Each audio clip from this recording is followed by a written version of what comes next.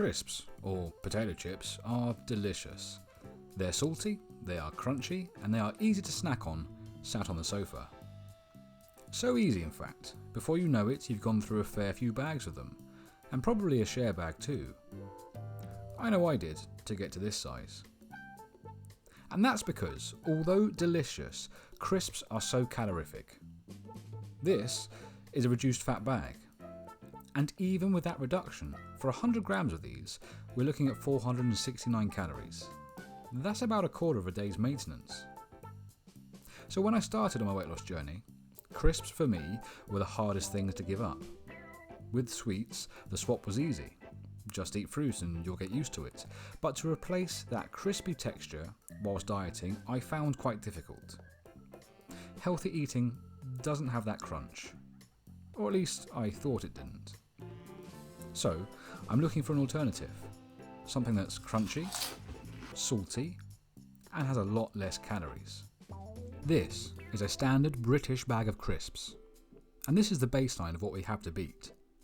Per 100 grams, it's 518 calories, so it shouldn't be too hard because that's just unreal. My first thought was to try lighter variations. Take these, which are baked, not fried. The packaging and wording makes it look like these are a healthy alternative, but calorie-wise, they're still not great. 436 for the 100 grams. That's not that much different. It's still salty and crunchy, so it's not bad, but it's not great either. And I found that for a lot of healthier brands. You can make it look like a better alternative, but I am no fool. This guy was a fool, and this guy slightly less. Read the packaging, not the packet. I had read online at the time that popcorn was a good and healthy alternative too, so I tried some of that. It's not as crispy, but a reasonable swap. Thing is, again though, looking at the nutritional detail on the packet, it's 508 calories, which was almost as bad as the crisps. But maybe we were on the right line with vegetables. So lentil crisps was the next stop. Same story though, healthy looking packet, 459 calories per 100 grams. Things weren't looking too good. So I took comfort and played with my dog. But the idea struck me. She eats crunchy protein pieces, and it's fairly low in calories.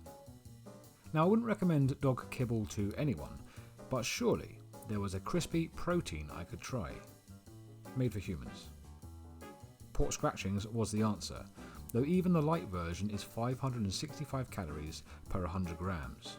So compared to the original bag of crisps, that's pretty dire. But it does give the benefit of protein, and it won't affect the blood sugars in the same way. I didn't hate that option. Along the same lines of cooked meats, I ventured over to beef biltong. And this stuff was the answer to my prayers, a measly 238 calories per 100 grams, with 50 grams of protein too. Salty goodness with such low calories. And yeah, I used that to fill the void of the crisps, and I loved it. But it's not crispy though, is it? And that seems like a cop-out. It doesn't hit the trifecta. So, I looked back at my research, did some more, and I think I finally found the solution. Homemade Kale Crisps. These bad boys are 40 calories per 100 grams. You chop them up, spray with a low calorie spray, so about 20 more calories, add as much salt as you want, then put them in the oven at 150 degrees Celsius for 20 minutes or so. These things crisp up nicely. They are salty and the total calories is about 60. We hit the trifecta. I genuinely had no idea these things existed until I started making this video, but they do the job. And if you are looking to cut the calories from snacking on crisps, I think these hit the spot. In the same way that hitting the like and subscribe button hits it for me. Before the video finishes, I'll add as well that crisps aren't inherently evil. You can always make room in your calorie intake for a packet. It just helps to have options. Anyway, as always, stay healthy, and I'll see you next time.